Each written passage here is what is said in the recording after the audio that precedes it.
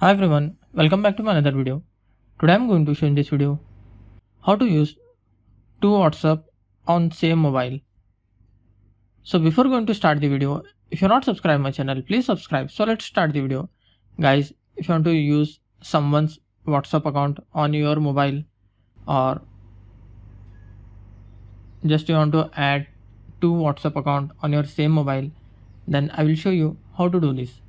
First of all, you have to open your WhatsApp.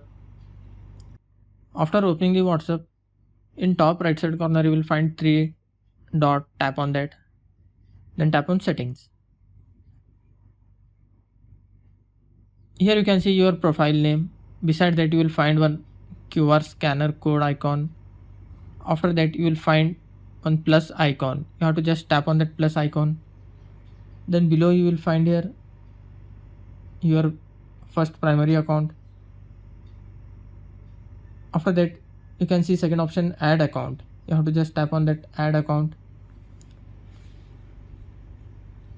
Then tap on agree and continue. You have to enter the mobile number of another account. Then tap on next. Then you will receive a OTP on that number.